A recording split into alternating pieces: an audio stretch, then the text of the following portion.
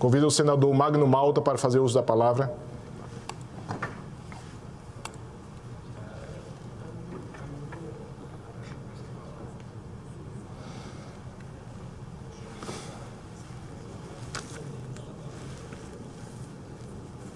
Deixa eu só fazer isso.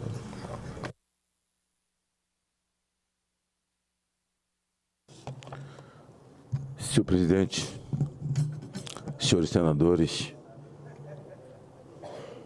aqueles que nos ouvem pelos meios de comunicação, pela rádio, pelas redes sociais, nos veem, nos ouvem, e aqueles que nos veem pela televisão.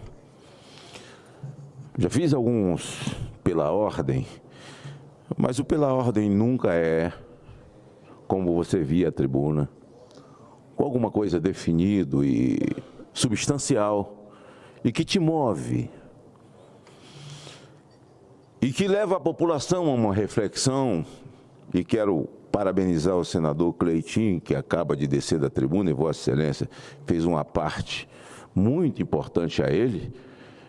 E vendo a parte de Vossa Excelência, que é jovem, tratando de uma situação que é o dia, o corriqueiro do cidadão, parece que é tema que é tratado na Câmara de Vereadores, e dizia Vossa Excelência, parece, e a falácia é que o Senado se afasta do povo.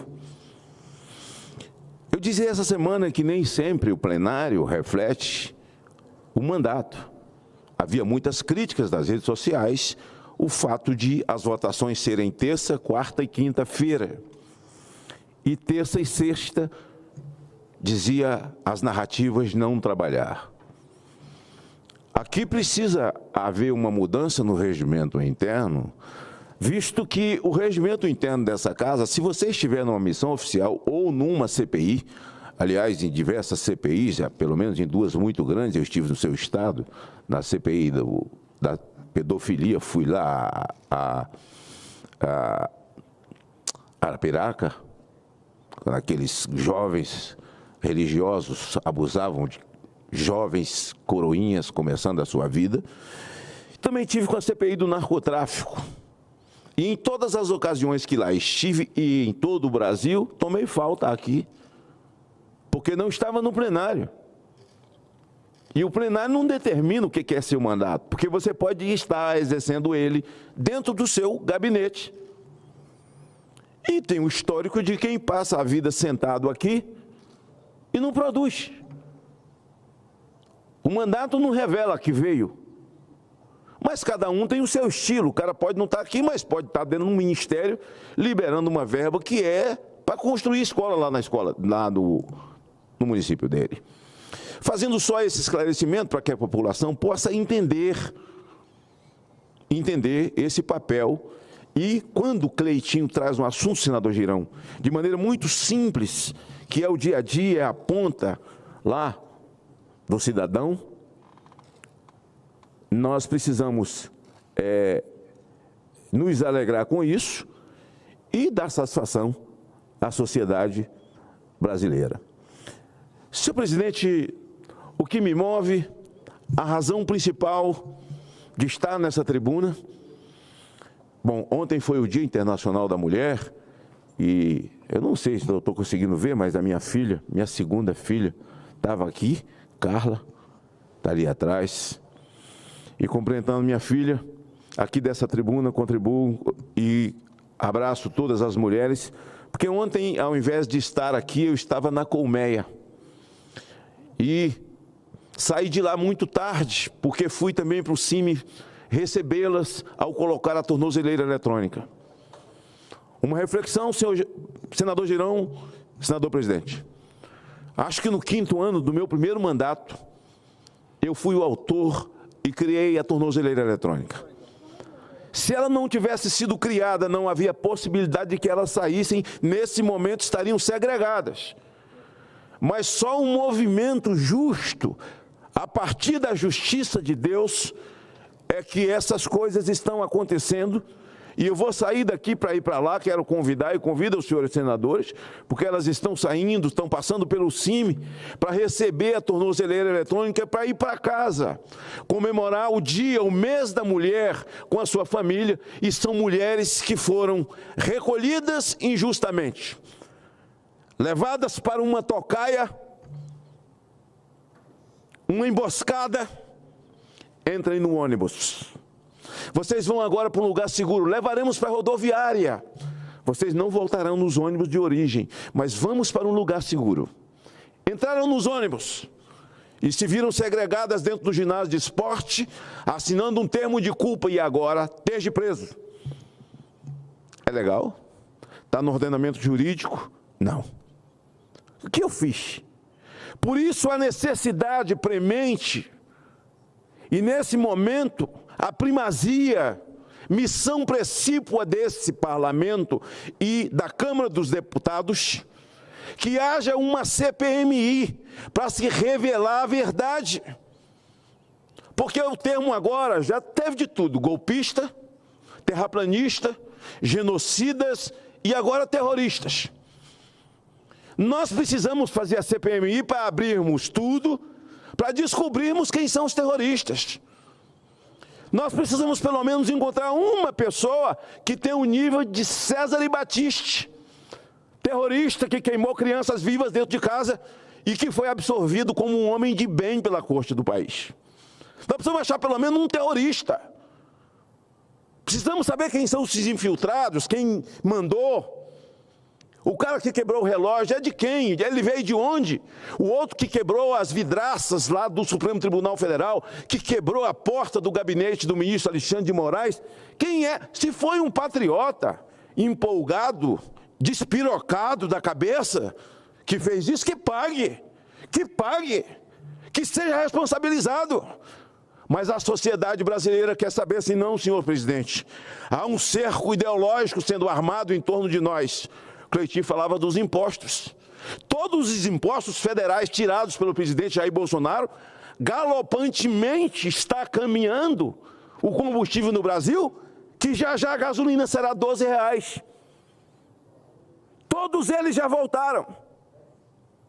Mas, senhor presidente, o que me move hoje aqui é fazer uma justiça.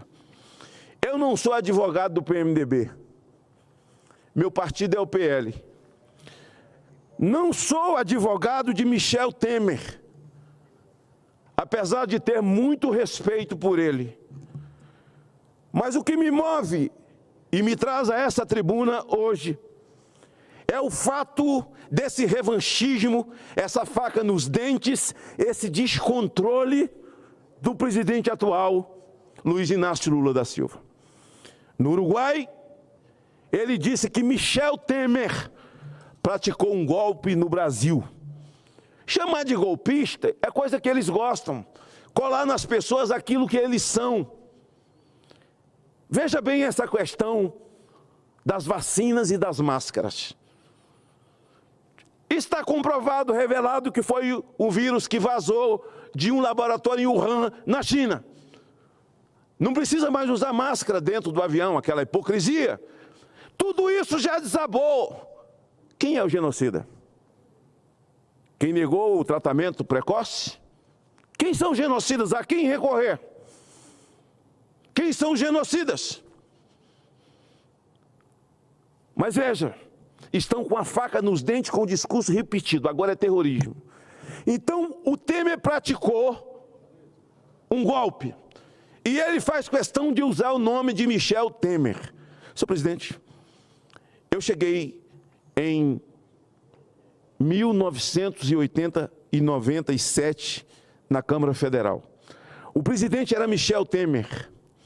E com 4 meses, eu me tornei presidente da CPI do narcotráfico. Vossa Excelência ainda era bem jovem, não sei a sua idade hoje, sei que está acima de 35 porque é senador, mas é um jovem. Mas deve ter ouvido falar dessa tal CPI do narcotráfico, que esteve lá no seu estado, onde corri muito risco de vida, como corri na CPI da pedofilia, e ontem recebi uma bela ameaça de morte, como todo dia.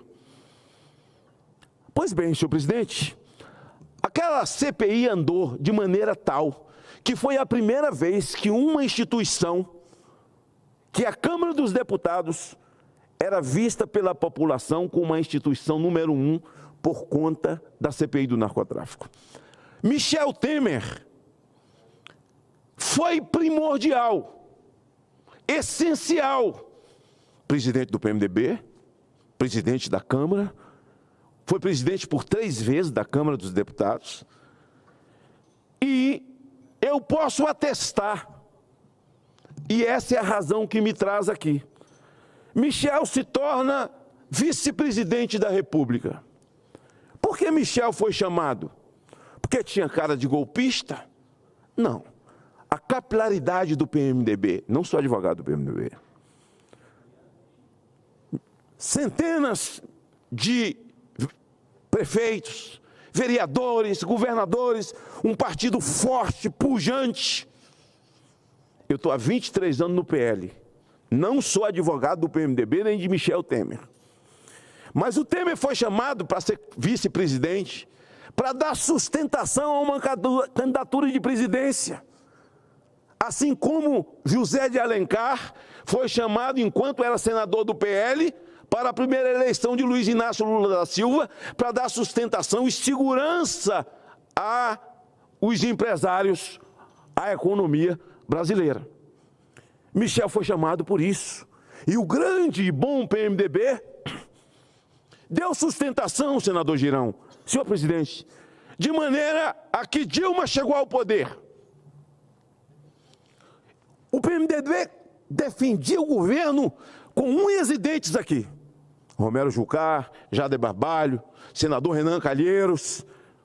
Quantas sessões do Congresso Nacional, comandada pelo presidente dessa casa, então, Renan Calheiros, antes José Sarney, e eles recebiam sustentação, eles brigavam, e muitas vezes até atropelava, para poder aprovar as coisas do governo Dilma. Vem o segundo mandato, mantém Michel.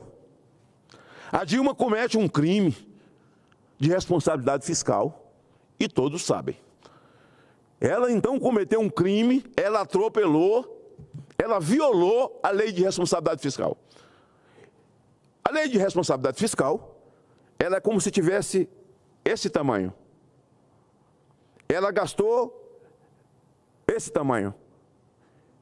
E ao encerrar o processo eleitoral, eles tentaram esticar a lei de responsabilidade fiscal para que coubesse os desmandos que ela cometeu sem ordem do parlamento. Para as pessoas entenderem, que estão me ouvindo, pedalada fiscal é mais ou menos assim. Você mora no município, o orçamento do seu município é a Câmara que vota. Ela votou, os vereadores votaram R$10 mil para o ano inteiro, aprovado. Quando chega em agosto, os 10 mil acabaram, porque choveu, aconteceu isso, aconteceu aquilo, imprevistos aconteceram. E então, o que o prefeito faz? Pede suplementação à Câmara. Se a Câmara autorizar, ele gasta. Se não autorizar, não pode. Ela gastou sem pedir a suplementação às duas casas. Isso é crime de responsabilidade fiscal. Pois bem, assim que termina o processo eleitoral com o senhor Aécio, ela, a primeira coisa que faz é tirar alguns bilhões da educação e alguns bilhões da saúde. Eu não sofro de amnésia, como alguns aqui sofrem, e não vão ficar falando sozinho, porque serão relembrados de todas essas coisas. Acontece o impeachment. Michel Temer não pediu o impeachment de Dilma. Quem pediu o impeachment de Dilma foi Eduardo Cunha, presidente da Câmara. O rito processual aconteceu normal na Câmara. E hoje nós temos senadores aqui que votaram no impeachment e dizia pelo meu Estado, pela minha família, pelo bem do Brasil, eu voto pelo impeachment. Hoje eles estão colados aí, mas cada qual segue seu caminho. Mas preste atenção, veja bem, o Michel não votou no impeachment, porque Michel não tinha mandato. O impeachment chegou a essa casa e seguiu o rito normal. e foi presidido pelo ministro Lewandowski.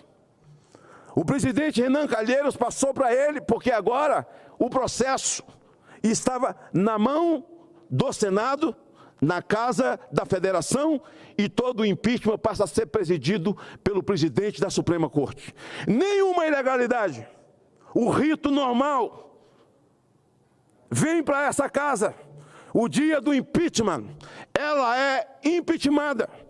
E o dia em que a nossa Constituição foi violada na nossa cara, rasgada aqui dentro, em que alguém que é impeachmentado diz à Constituição Federal que ele perde os direitos políticos.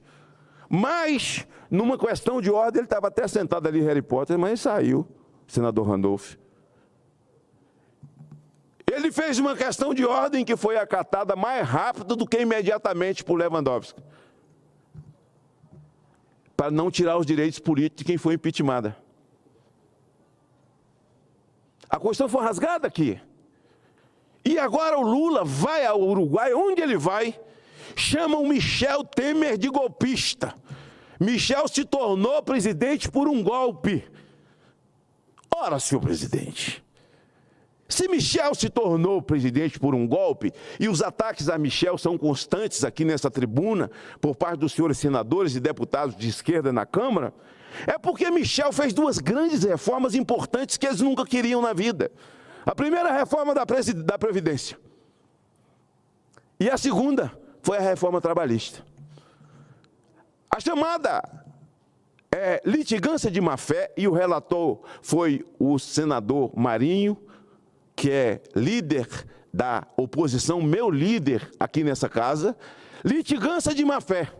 Os processos trabalhistas começaram a cair e os empresários começaram a ter ânimo, senador Girão, para devolver, para dar emprego novamente, porque o cara trabalhava numa empresa 6 meses, uma empresa familiar de 30, 40 anos, o cara passava 6 meses lá, saía, arrumava um advogado, entrava no Ministério do Trabalho e tomava metade de uma empresa, de uma família que trabalhou uma vida inteira. A chamada litigância de má-fé, e tirou o imposto sindical obrigatório.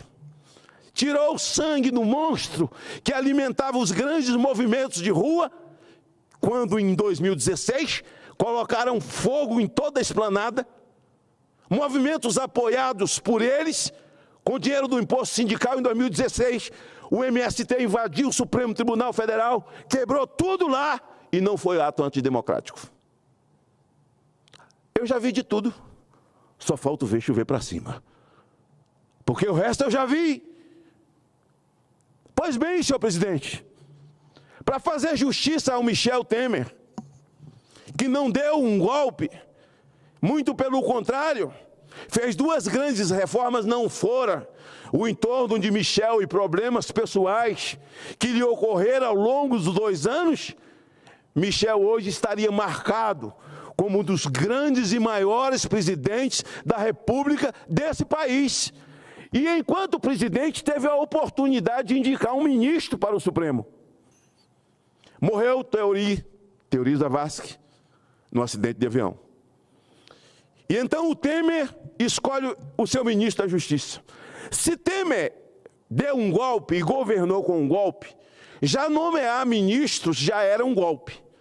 Ele nomeou o ministro Alexandre de Moraes como seu ministro da Justiça, no governo Temer.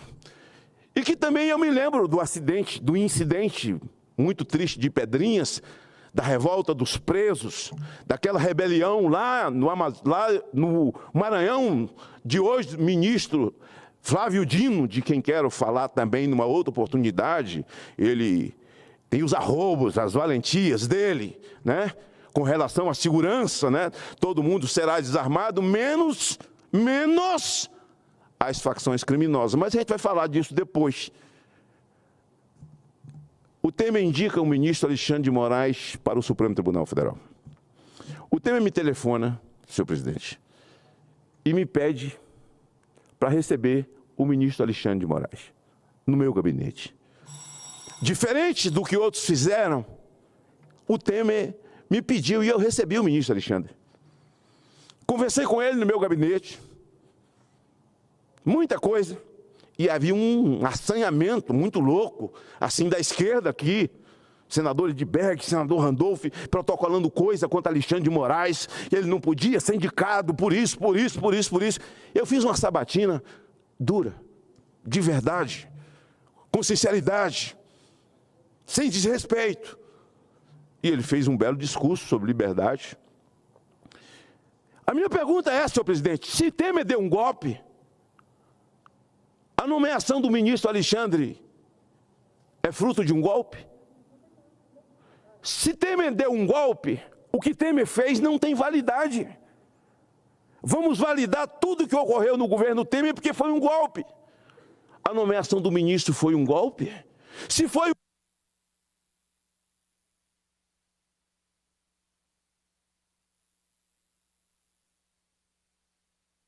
houve golpe, senhor presidente, porque mantida a narrativa de que houve um golpe, e Lula afirma todo dia que Michel Temer é fruto de um golpe que ele mesmo deu, o Temer, o Lula, senhor presidente, precisa ser colocado no inquérito das fake news. Ele está disseminando fake news, ministro Alexandre, em todo lugar onde vai, que Temer deu um golpe. Ora, se Temer deu um golpe, não deu. O processo foi legal. Processo legal, rito legal. Não foi golpe. Então o golpe seria indicação do ministro.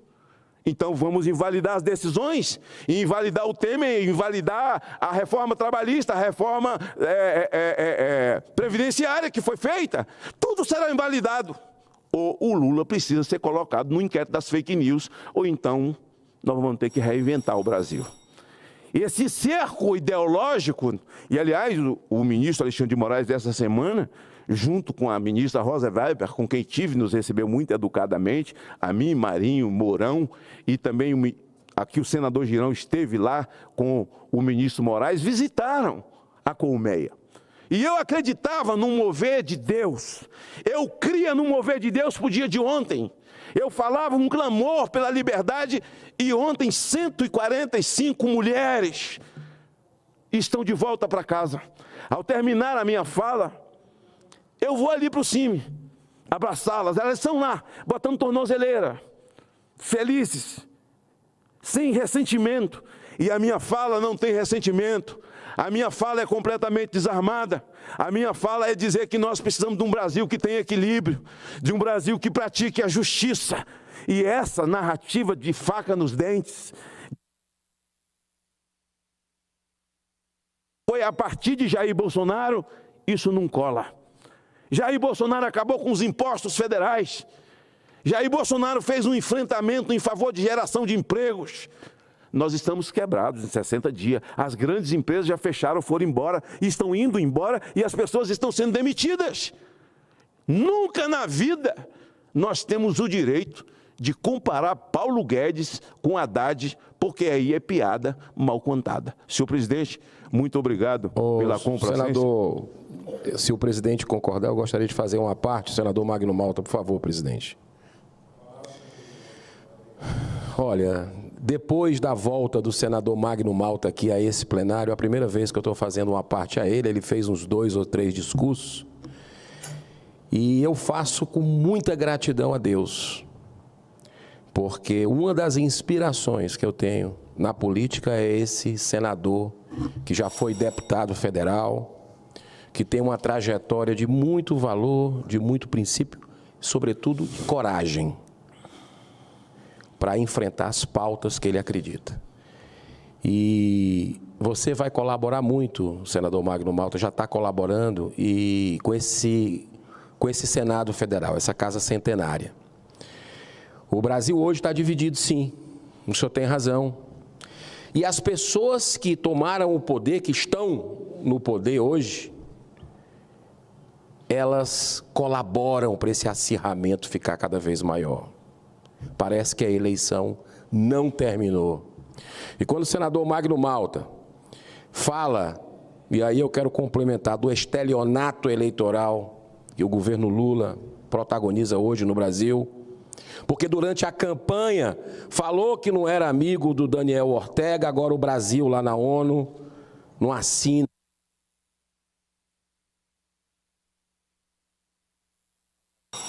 não assina uma moção contra as barbaridades que estão acontecendo naquele país, perseguindo cristão, perseguindo jornalista, caçando a liberdade de expressão.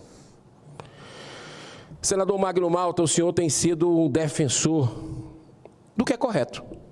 As pessoas que erraram durante esses ataques, esses atentados deploráveis que aconteceram no dia 8 de janeiro, nessa casa e na casa aqui vizinha, na Câmara dos Deputados, elas devem ser punidas, sim, com o rigor da lei. Seja de direita, seja de esquerda, seja infiltrado, quem por ação ou por omissão, e aí a CPMI, eu quero dizer que nós não podemos demorar aqui não, hein? O presidente dessa casa tem que ir urgente, porque a sociedade lá fora cobra o senador que anda na rua. Cadê? Cadê a verdade? Vocês não vão atrás da verdade? Então tem uma CPMI que tem um número de assinaturas de deputados federais e de senadores suficientes para ser aberta imediatamente. É só ter uma sessão, é só o presidente convocar. E nós vamos entender ali a verdade. E sabe por que tem que ser feito Câmara e Senado? Porque as duas casas foram atacadas. Isso é legitimidade, presidente. Legitimidade. Agora, tem deputado denunciando aí que o Palácio do Planalto está, a gente viu já na imprensa, está coagindo parlamentar, está oferecendo emenda, ou dizendo que não vai pagar as emendas constitucionais. Que é isso? Que é isso? Quem é que tinha discurso anos atrás contra essa questão aí de sabotar a CPI para não investigar?